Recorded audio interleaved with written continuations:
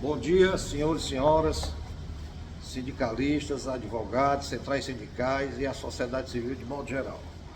Hoje estamos aqui para prestar conta, da execução dos projetos nacionais que envolvem a Conales, baseado em dois eixos, que são os atos antissindicais e sindicalismo e diversidade. Após a apresentação desses resultados, nós iremos ser contemplados com a palestra do professor Clóvis Renato, sobre o tema Tripartismo em nível nacional, o papel da Conales no diálogo social como órgão agente fiscal da lei nas relações de trabalho. Queria convidar aqui a doutora Ana Valéria, procuradora-chefe do Ministério Público do Trabalho, na 7ª região, a quem desde logo agradeço a cooperação e a oportunidade de estar realizando esse evento, bem como agradecer também ao doutor Augusto Greco, que, suplente da coordenadoria, que muito tem contribuído para o alcance dos resultados e dos objetivos a serem traçados também para o próximo ano. Nós estamos na fase de definição de novos projetos. Doutor Clóvis está aqui para brilhantar amanhã, será o palestrante do dia. E não poderia esquecer de agradecer a colega doutora Georgia Aragão, a quem recentemente findou o seu mandato e deu todo o apoio à realização desse projeto. Doutora Ana Valéria, por gentileza, queria convidá-la aqui para dar uma palavrinha para agradecer não só a todos que estão aqui, mas principalmente o meu gabinete, Se não fosse eles, quem seria de mim? A plateia, por gentileza. Bom dia a todas as pessoas presentes, aos servidores da casa, estagiários, ao colega Dr. Augusto, Dr. Vasconcelos e aos sindicatos presentes. É uma honra recebê-los nessa data tão importante, justamente para a gente falar um pouco dos resultados do projeto executado no biênio 2023-2025, que é justamente o sindicalismo e diversidade e combate aos antissindicais. São dois projetos que realmente é necessário o debate com os sindicatos para a gente avançar nessas demandas. Então, o Ministério Público do Trabalho está aqui de portas abertas para a gente construir uma pauta em defesa do movimento sindical, um movimento sindical sério, que possa realmente, efetivamente, ter a sua defesa aos trabalhadores, naquilo que é mais sagrado, que é justamente da pauta também do trabalho decente. Então, muito obrigada pela presença, parabenizo aqui o Dr. Vasconcelos e o Dr. Augusto pela condução dos projetos. E nós temos uma palestra também que vai abrilhantar, e é muito importante a presença de vocês para a gente receber esses resultados, para que a gente possa realmente construir uma pauta para 2026. Então, muito obrigada pela presença. A partir desse momento, eu queria destacar de forma paulatina e cronológica as realizações da Conales diante dos projetos que foram traçados pelos GAEs. Vamos começar pelo item 1. O item 1, ele trata exatamente das informações apresentadas por um integrante do Fórum Estadual de Defesa do Trabalho Decente, que é a doutora Maria do Socorro Alves Pires, sobre os atos da administração de alguns municípios em que dificultavam as ações, a conduta ou a prática ou desenvolvimento das atividades dos sindicatos. Então foram expedidas recomendações nesse biênio aos municípios de Maranguape, Beberibe, Ibicuitinga, Quixadá, Tamboril, Milagres, Ipaporanga, Ararendá e Nova Russas. É bom destacar que, após a atuação do Ministério do Trabalho, se não houve o saneamento completo, mas houve, vamos dizer assim, houve uma conscientização desses integrantes da administração do município, em que eles possibilitaram a realização das atividades sindicais diante dos seus associados, dos seus beneficiados, que é toda a categoria. Também foram expedidas recomendações ao governo do estado do Ceará, diretamente ao governador, ao DETRAN, ao UES, à URCA e à UPA, no mesmo sentido de que os atos antissindicais houvesse abstenção da prática de danos sindicais, possibilitando a atividade livre do sindicato, dentro dos seus limites legais. Em abril de 2025, realizou-se um seminário de grande porte aqui, com a presença, inclusive, do Dr. Clóvis, a fim de debater os temas de conduta antissindical e de promover a interlocução com o poder público em prol da pacificação social, da inserção do sindicato e na garantia dos direitos fundamentais, que é o grande objetivo hoje, é você promover a garantia desses direitos sociais diante de tanta injustiça que há em nosso país e no mundo, de forma geral. Foram realizadas várias audiências referentes aos projetos do MPT contra as condutas antissindicais, envolvendo procedimentos do Simproce, do Sintel, da Baia, que é a empresa, inclusive, com a atuação nacional, né? Porque parece que essas práticas são reiteradas em outros estados também, Sindipem, Sindicato dos Policiais Penais e Servidores do Sistema Penitenciário do Estado de Ceará, Sintarc, né? Sindicato dos Técnicos de Auxiliar em Radiologia do Estado de Ceará, Ciacons, Senes, Sindicato dos Servidores Municipais de Beberibe, Sindivalores. Em julho de 2025, realizou-se o primeiro fórum sobre atos antissindicais, né, e as suas formas de enfrentamento. Outros processos autuados em prol da categoria dos trabalhadores, eles envolveram o CEASEC, né, que é o Sindicato dos Assistentes Sociais do Estado do Ceará, inclusive envolvendo uma parceria com o Ministério Público Estadual, em que foi realizada a audiência pública aqui, na tentativa de celebrar uma convenção coletiva para a categoria, que não há até agora, e nem houve interesse de fazer qualquer tipo de acordo com o poder público. O Sindicato dos Trabalhadores na área de TI do Estado do Ceará, o Sindetran, Sindicato dos Servidores de Beberibe, que tem sido muito demandado, né, por questões, principalmente envolvendo essas práticas antissindicais. E o nosso foco principal é exatamente essa parte do combate dos atos antissindicais.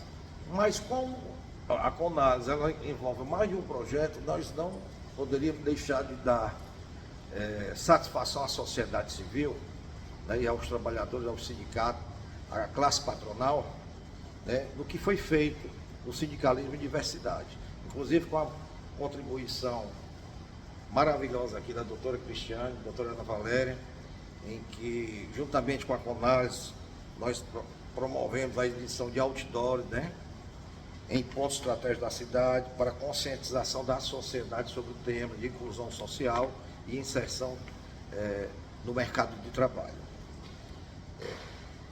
Houve realizações de audiência de sindicatos, Sindelétrico, Sintac, dessas diversas sindicatos que até então inseriam em suas cláusulas convencionais a flexibilização daquelas cotas decorrentes de lei, a cota da aprendizagem, a cota do PCD, e de forma que nós conseguimos alcançar, né, o objetivo que era exatamente excluir, né, essa exclusão social dos instrumentos coletivos, né.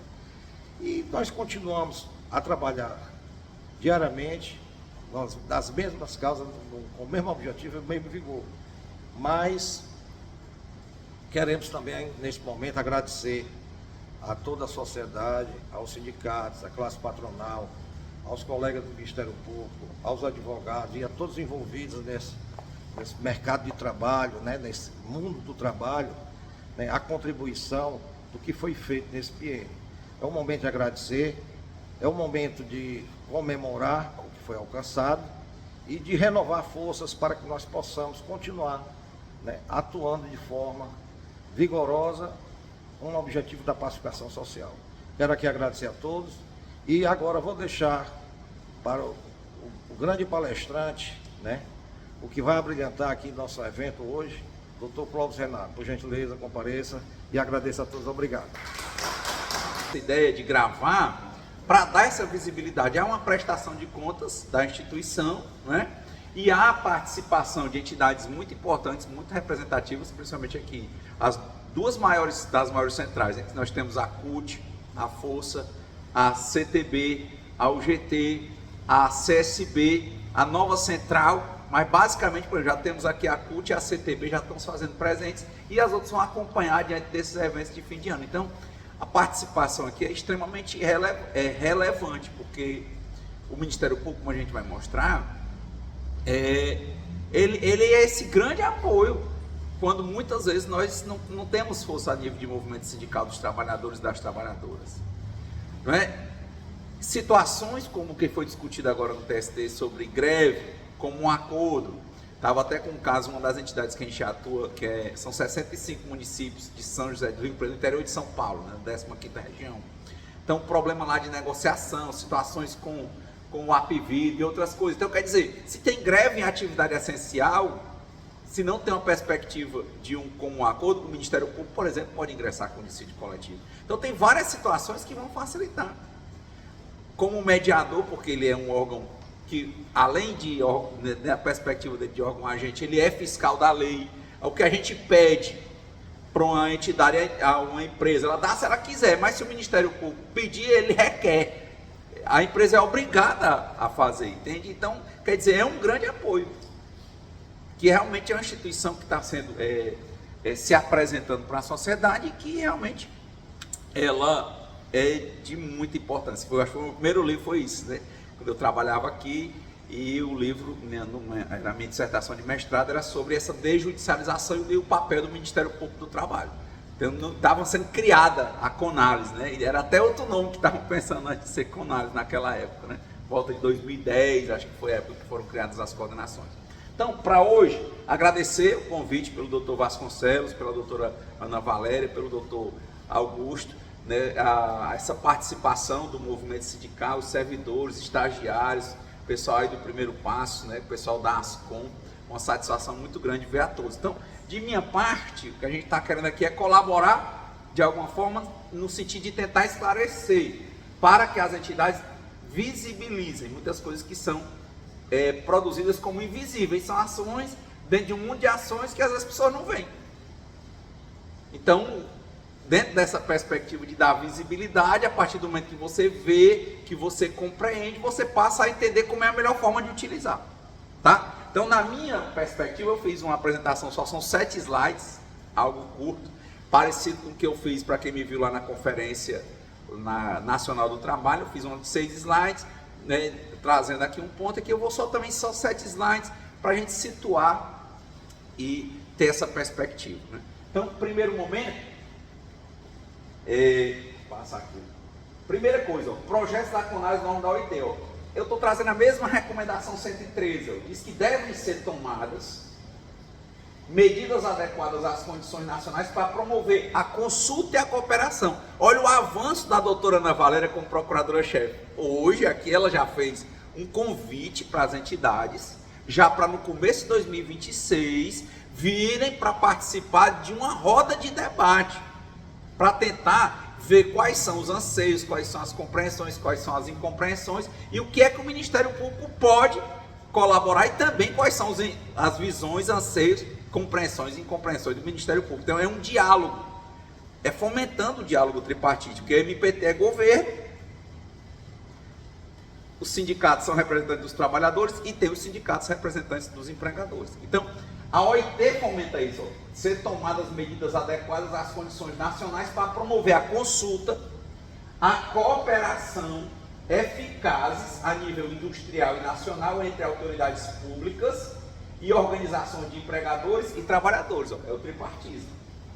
Todas essas matérias do interesse. Então, o tripartismo, só para o pessoal aqui que está entrando agora, essas normas do trabalho, só lembrar a nível bem rápido, histórico, o mundo vivia entre guerras. Inclusive agora eu estou lendo o livro Depois de Auschwitz, muito, muito duro, muito forte. Então você vê a mulher contando de como era a vida dela, uma vida tranquila, ela que é a irmã de criação da Anne Frank, Então o que é que acontece com a guerra? Então eu tive a oportunidade nesses dias eu tinha aliás, lido o livro da biografia do Napoleão Bonaparte. Aí diz que o Napoleão se inspirou em Júlio César. Aí eu fui ler o livro do Júlio César. Aí o Júlio César se inspirou em Alexandre o Grande. Aí eu fui ler o do Alexandre o Grande. Aí o Alexandre o Grande se inspirou em Aquiles. Aí lá em Aquiles, que eu fui ler a Ilíada, que antes eu fiz letras, aí o Aquiles tinha essa, né? Ele era filho de uma deusa com um homem. E ela disse para ele, né? Você tem uma escolha na sua vida. Ou você vai ter uma vida longa, uma velhice tranquila, ou você pode escolher querer uma vida de glória, mas morrer novo.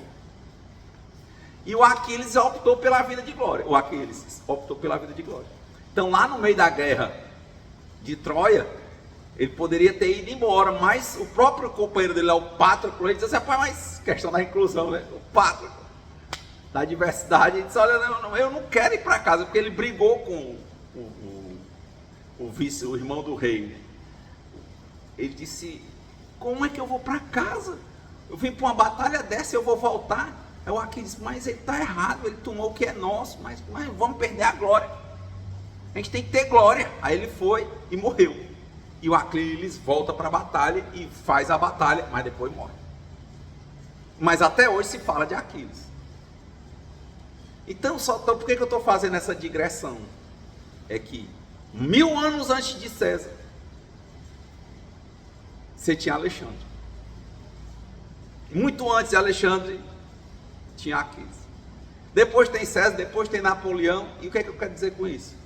É um mundo em que as pessoas, quando se sentem poderosas, partem para cima dos mais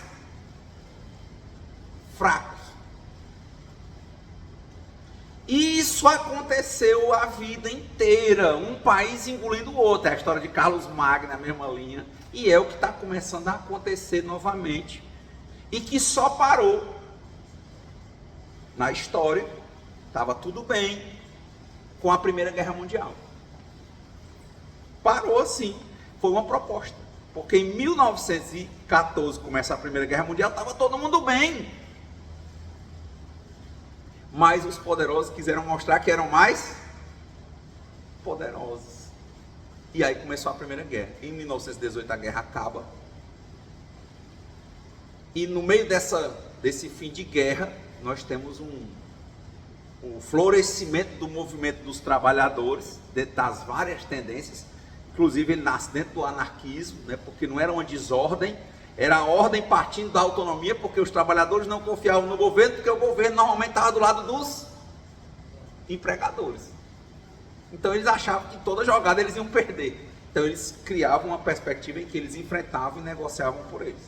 Então depois desse primeiro momento, que era uma continuação de ciclo, de um país dominando o outro, do mais forte dominando o mais fraco, em 1918 acaba a Primeira Guerra e no Tratado de Versalhes, em 1919, eles tinham uma perspectiva, um sonho de criar uma Liga das Nações, para ver se as nações se respeitavam. Era isso. E evitar esse tipo de coisa. Só que não durou muito, né? Veio a Constituição de Weimar, é a primeira Constituição social fora do México, né? Mas assim, aqui ficou mais conhecida. Foi a que inspirou as primeiras constituições sociais aqui do Brasil. Nossa, já foi chegar aqui no Brasil nos anos 30, né? Tem todo esse contexto, mesmo assim tem a Segunda Guerra Mundial. Mas em 1919 é criada a OIT, dentro do mesmo tratado que encerra a guerra. Do mesmo tratado que quer que não tenha mais guerra. Do mesmo tratado que quer que as nações se respeitem. Que os mais fortes respeitem os mais fracos. Aí criar a OIT. A OIT, desde na hora que ela nasce, antes da ONU, ela é tripartite. Eu tenho tido a oportunidade, pela bancada dos trabalhadores, de ser consultor jurídico na conferência lá em Genebra desde 2018. Então lá é a bancada dos trabalhadores, a bancada dos governos e a bancada dos empregadores. A mesma ideia, vamos pegar o centro do conflito. O capitalismo, a centralidade é do trabalho. Ponto. Então lá cria-se a OIT. Mas tem a Segunda Guerra Mundial. Novamente os alemães começam a invadir os fortes, tomar os fracos. Bom, o único espaço de diálogo, a OIT. Porque é tripartite e hoje tem 187 estados-partes. Então é por isso que eu comecei com a norma da OIT. ela fica tentando fazer esse diálogo entre os mais fortes e os mais fracos, em que o papel do poder público, em regra, é para intermediar, não era para ele ficar nem do lado A e nem do lado B. Teoricamente é para ser assim.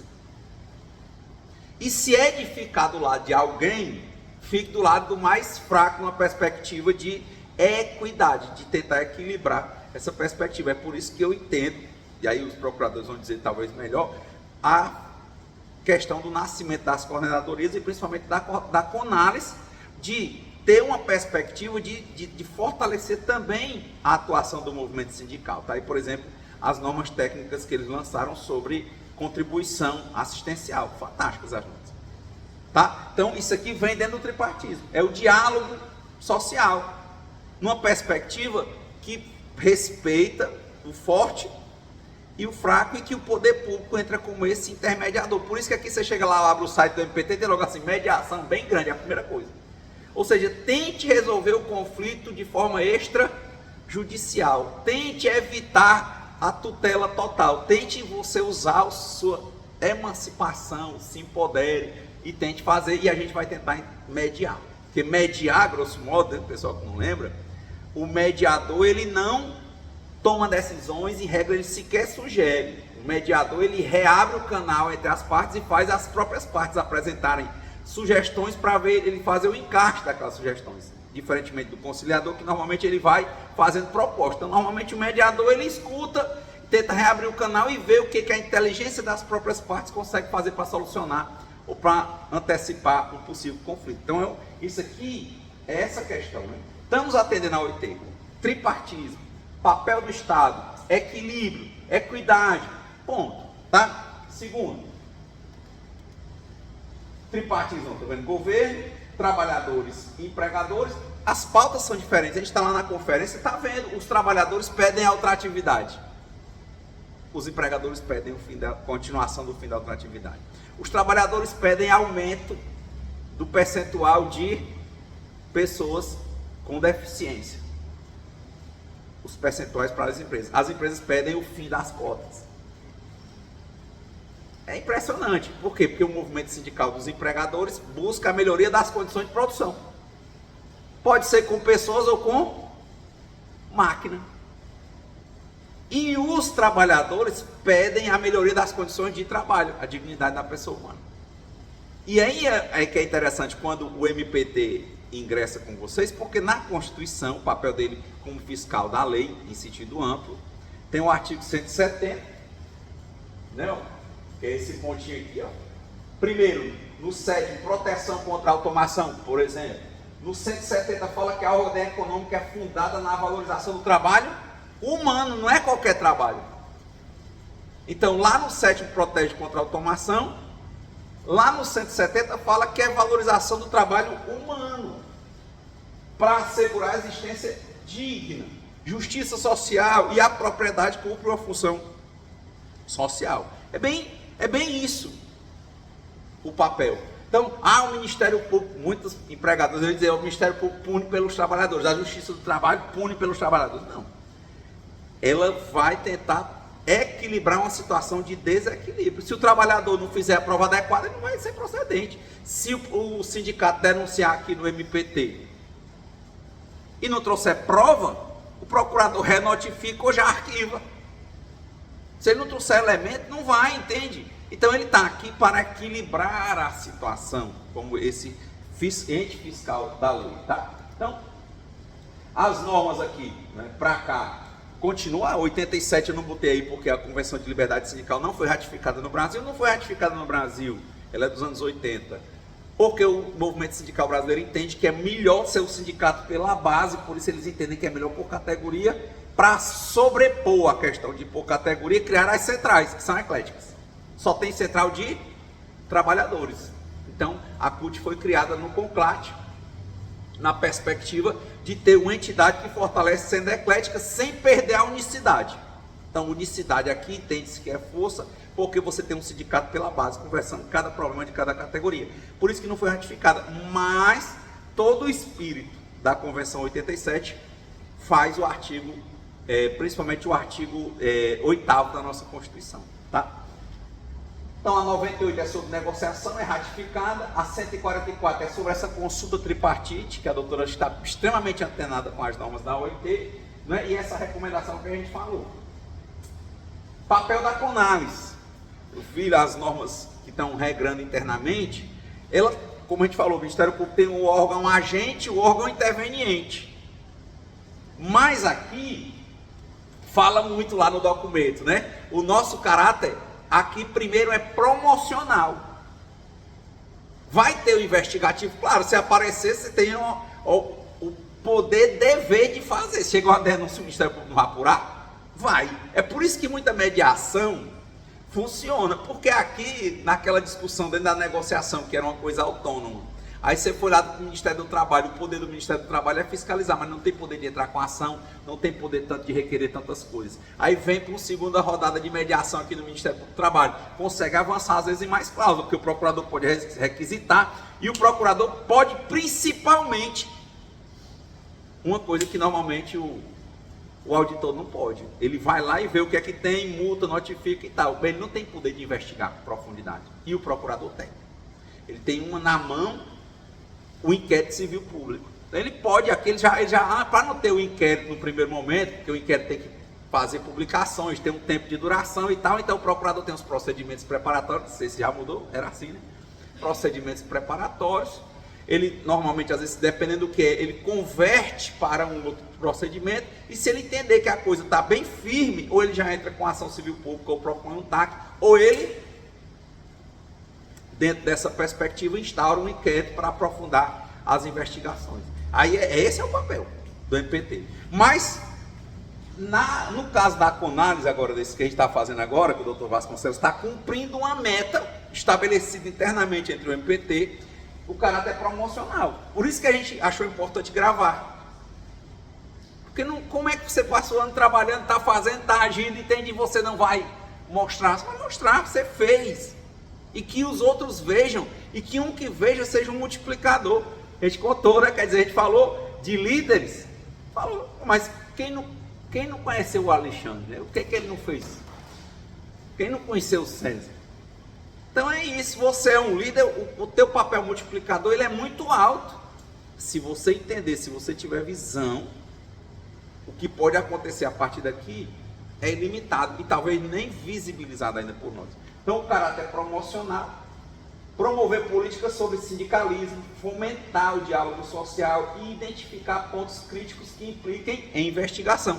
Ele disse que isso aí é papel secundário, mas como o doutor falou, situações que ele identificou, ele notificou. Situações que ele identificou dentro do caráter promocional, de promover a questão do diálogo social, do tripartismo e tudo, que ele identificou que estava errado, ele notificou, ele deve ter instaurado inquéritos e por aí vai. Ele oficia, ele questiona, entende? Realizar levantamento regional de boas práticas sindicais sobre diversidade em CCTs e estatutos. É uma pauta que eu acompanho bem o trabalho da doutora Ana Valéria, estava lá em Sobral, nessa questão de diversidade. Eu ainda não vi se isso estava nas prestações, como é que está esse andamento, mas é um andamento que eu achei interessante para verificar, né? É um papel a mais dentro da CONALES, tá? E é outro, identificar condutas antissindicais, eu acho que esse aqui é o mais recorrente.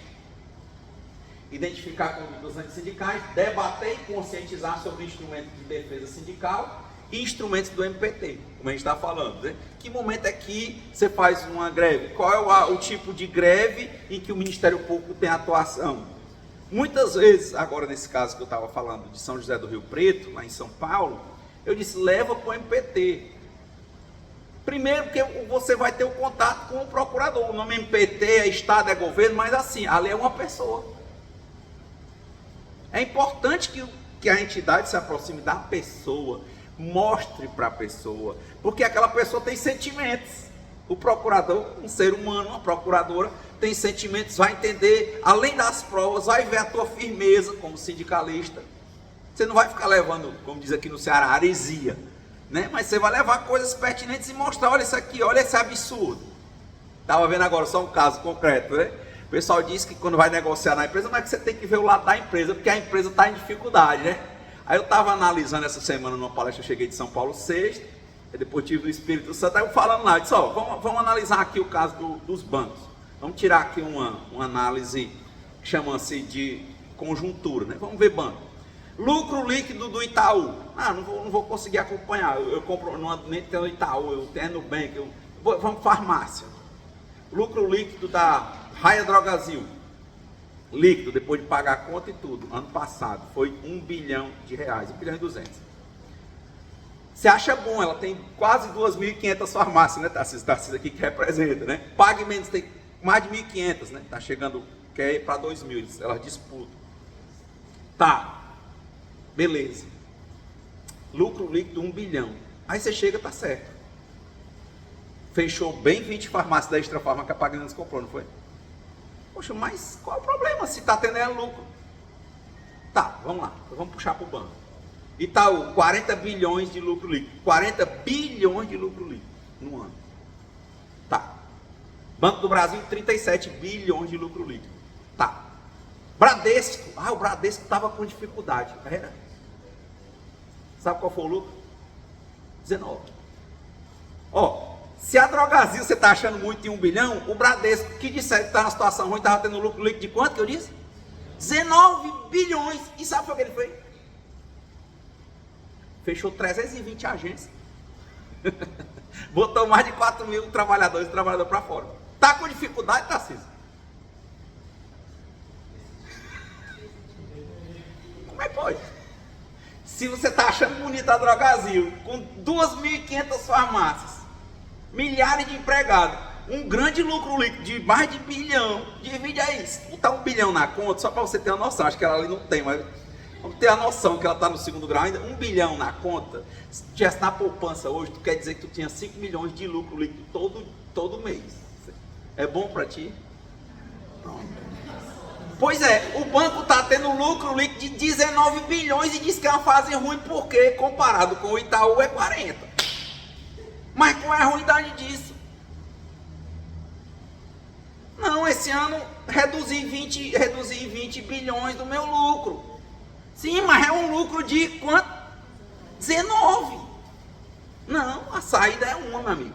Pressão para cima, estrutural para cima dos trabalhadores, assédio moral estrutural. Quem acabou o plano de carreira, olha, o CEO novo assumiu essa perspectiva e disse, olha, acabou esse negócio aqui no banco de só chamar a gente que era do banco, que entra e vai virar gerente, aqui não vai mais ser isso, nós vamos botar para fora. E fechou 320 agências num ano. Olha como é legal a gente vai falando. É verdade, viu, pessoal? O Dr. Clóvis aí trouxe dados fidedignos e já pesquisei sobre o assunto, estou tratando sobre o assunto, sem adiantar qualquer tipo de investigação, de conclusão, mas o Itaú foi o recordista em lucro, né? E também foi o recordista em desligamento de empregados, principalmente utilizando a tecnovigilância, que é aquela forma invasiva, algumas vezes, né, de se fiscalizar o trabalho ou o teletrabalho do empregado. Em que o nosso colega Dr. Valdério Muniz tem um livro que trata com excelência sobre o tema, né? E dizer também aqui que essas grandes instituições bancárias, financeiras, elas fecham a agência, mas fecham nos locais mais periféricos da cidade. Você não vê ele fechando a agência aqui na Aldeota, ou nos grandes bairros em que a classe média, alta, ela se encontra estabelecida. Agora você vai no interior, vê se encontra alguma agência do Itaú. Ao contrário, até Caixa Econômica está fechando, tudo é lotérica, né? E não há qualquer motivo ou motivação de prejuízo financeiro. Como foi dito aqui, ao contrário, há um acréscimo na lucratividade, o que não justificaria esse desligamento dos empregados, essa precarização nas relações de trabalho, principalmente a forma abrupta como estão sendo feitos os desligamentos, né, utilizando essa tecnovigilância na relação de trabalho, questionável por vários segmentos da sociedade e nos tribunais, né? Eu queria só contribuir com esse debate e agradecer aqui a vocês. Então, como o pessoal já me acompanha, né? Eu tenho ministrado curso aí quase pelo mundo, né? Tinha no Brasil, África, vários lugares sobre negociação coletiva.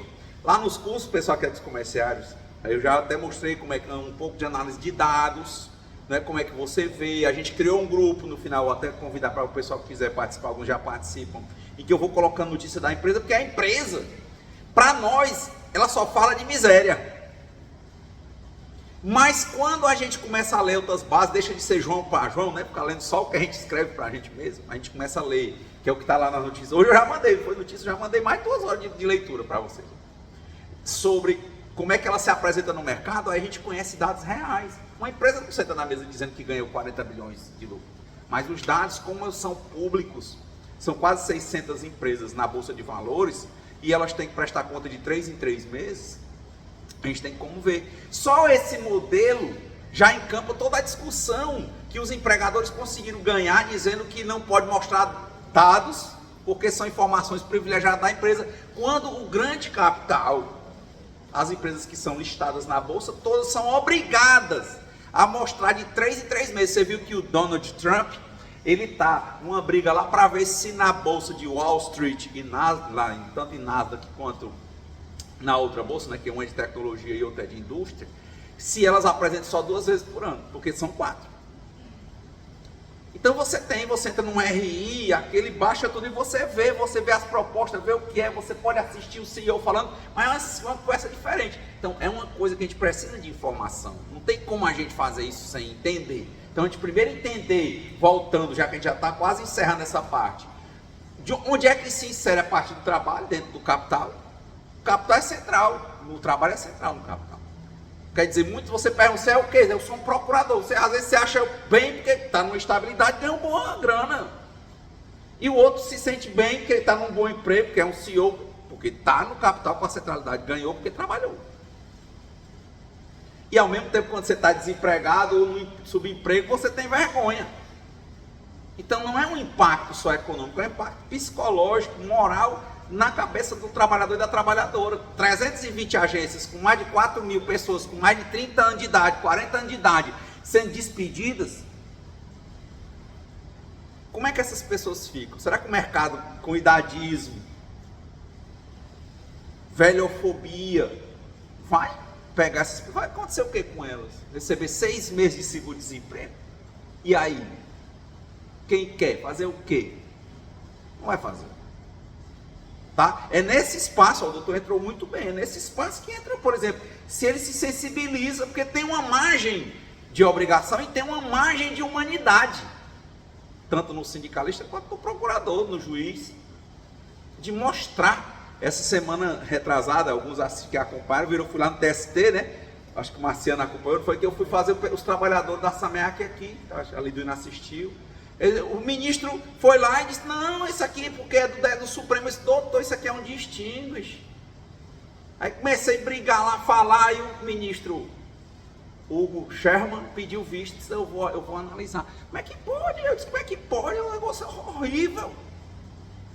Estava lá cheio de estudante, eu digo assim na sustentação, né, na filmada. Eu digo, olha aí, ó, nesse instante o ministro disse que não vai analisar fatos e provas, que aqui não é para analisar fatos e provas. Aí pega reconhece de um recurso que é obrigado a analisar fatos e provas e vem lá e diz que não dá, então não pegue. Então não pegue. Isso é fantástico, porque quando eu olhei que os ministros se sensibilizaram e pediram vista, é o que eu digo, cara, precisa ir. Uma viagem corrida, eu saí para Brasília 4 horas da manhã, 1 hora da tarde eu estava voltando, eu falei e voltei. Mas não podia, se não tivesse, tinha perdido logo na primeira hora. Então isso aqui a gente foi fazendo com o tribunal, vai com um, vai com outro, tem que conversar, tem que ir, né, Tarcísio, tem que chegar junto, tem que participar, mas você participa melhor se você enxergar melhor. Buda que falava assim, né? Reto pensar, pro reto falar, pro reto agir. É aí. Então tem que ver, tem que saber. É muita informação. Então, é o jeito. Tem que casar com tudo isso. Então, o fato aqui, né? Identificar e fazer essas audiências públicas, que é uma. Então, achei que a questão da gente gravar e depois publicar, claro, porque a pessoa vai ver. Não importam milhares, não. Importa um cara que ele leva, que é o que a gente falou, tá? Esses caras aí. Falam, é um cara que leva a coisa. Esses próprios empresários, a linguagem é a mesma.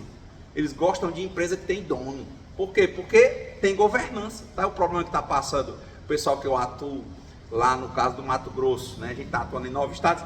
Aí lá no Mato Grosso, o pessoal da Cosan, da Raizen, mas tem o Rubens Almeto. E tem dono. No instante ele correu atrás, já fez uma parceria com o dono do BTG Pactual, com o Estevo, faz com um, faz com o outro, tem uma parceria com a Shell, corre atrás, tem dono. Então são pessoas fazem a diferença. Então um líder sindical que ele é de luta, ele faz, se ele tiver a visão boa, ele vai fazer a diferença. Então, promover e fazer as audiências, e agora a gente está startando aqui com o Dr. Vasconcelos a ideia de colocar também isso, divulgar e gravar. Não importa que milhares vão assistir, que milhões vão assistir, importa que um líder que lidera milhares faça e que ele use, tá? Bom, os grupos temáticos aqui, né, a gente já falou, sindicalismo, combate à conduta sindical, sindicalismo e diversidade.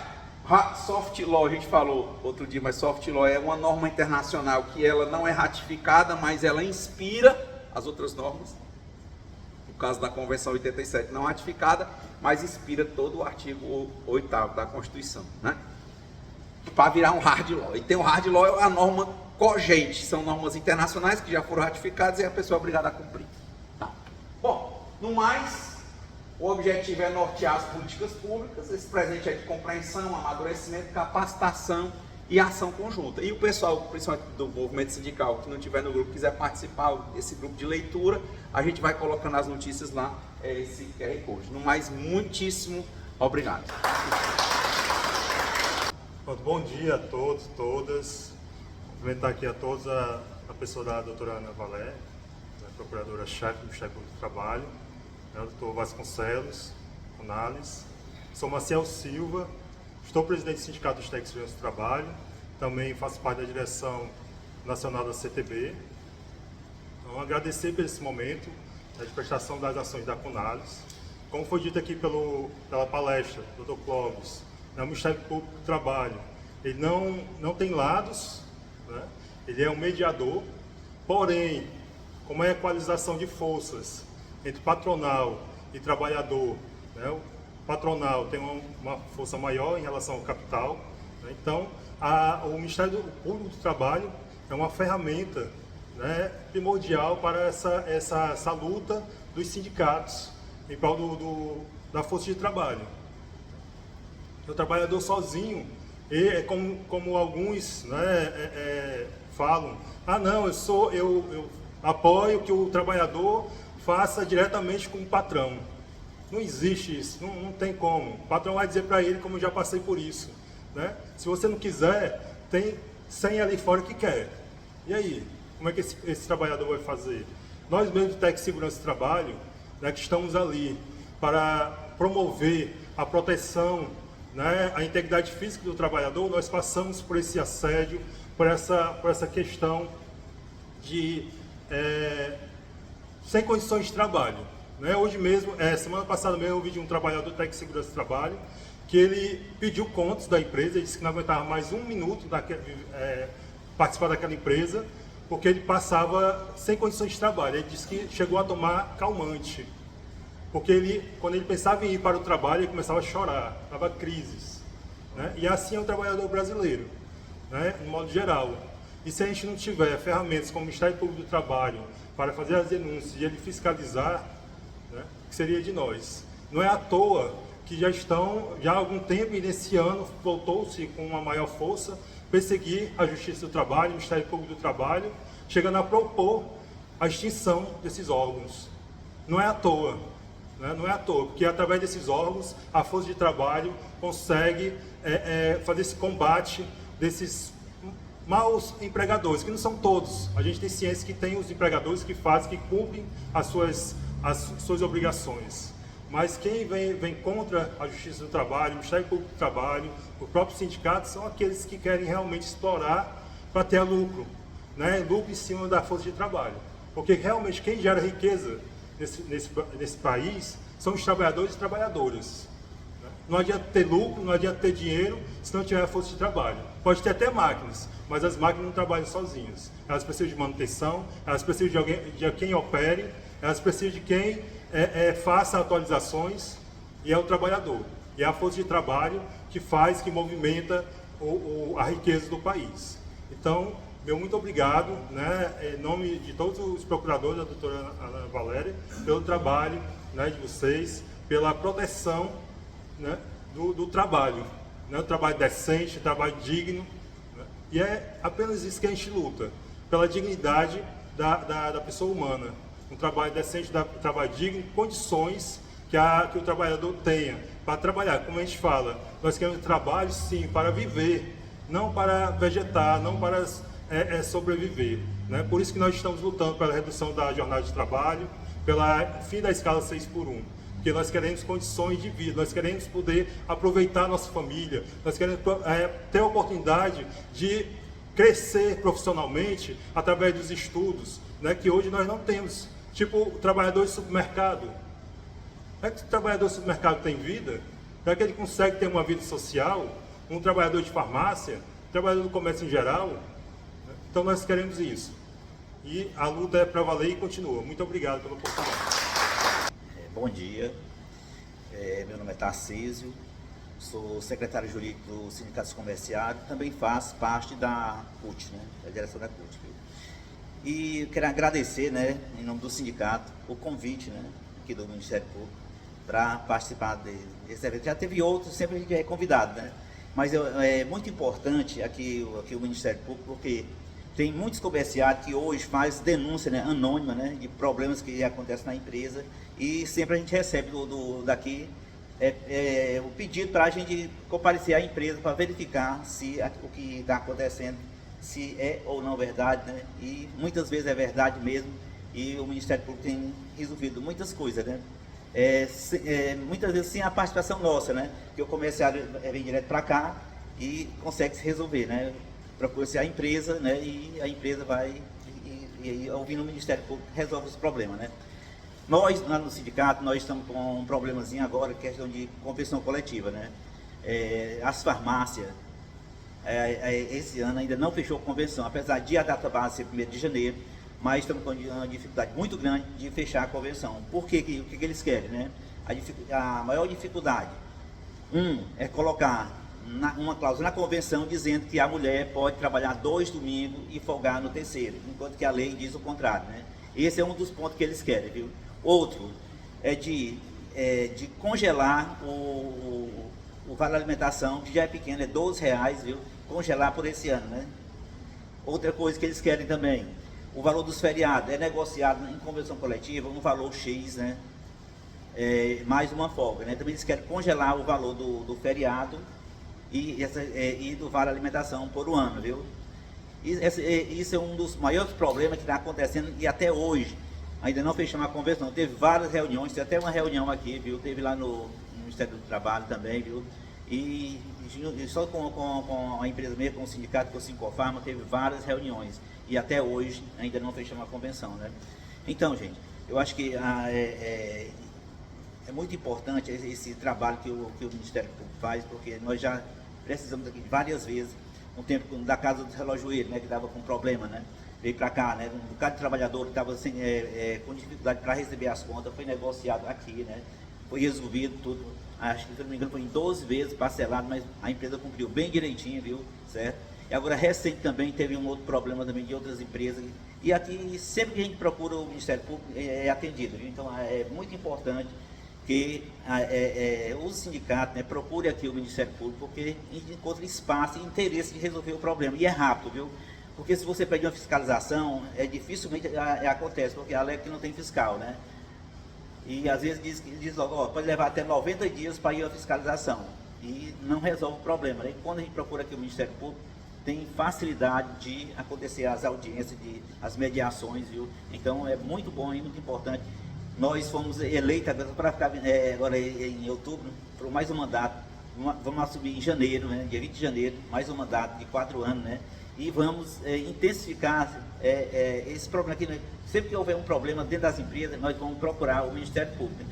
Agora, recente, agora, esse final de semana, aconteceu um problema na loja do Iguatemi, que a gente vai pedir a mediação aqui, desse cumprimento de convenção, né? Eles querem obrigar, né, os trabalhadores, a partir de hoje, né, comprar roupa específica para trabalhar, né? Tem dia que é uma calça branca, tem outro dia que é uma calça azul, né, na semana, viu? Enquanto que a convenção nossa diz que fardamento, né, se a empresa exige padronização, ela tem que fornecer, né? Isso é uma coisa que está acontecendo lá dentro da loja do Iguatemi, e o pior de tudo é porque a empresa passou a ameaçar as trabalhadoras, né, que elas acham que faz a denúncia no sindicato, né? De 6 trabalhadoras, né, 4 foram demitidas, né? Porque a empresa entende que foi elas que fizeram a denúncia no sindicato, viu? E tem 2 que restam ainda e tem medo de pedir para a gente não procurar mais a empresa, porque essas 2 podem saírem também, viu?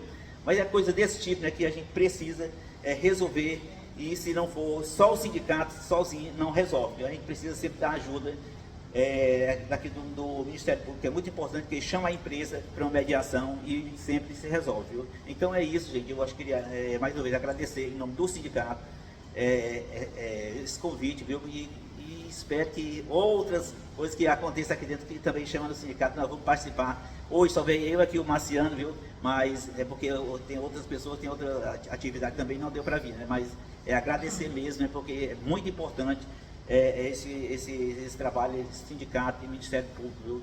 Porque faz resolver os problemas que acontecem demais na categoria, viu? É isso, muito obrigado. Bem, pessoal, cumprido mais essa missão, desejo a todos um Feliz Natal, um próximo Ano Novo, extensivo aos familiares, e declaro encerrado a audiência pública.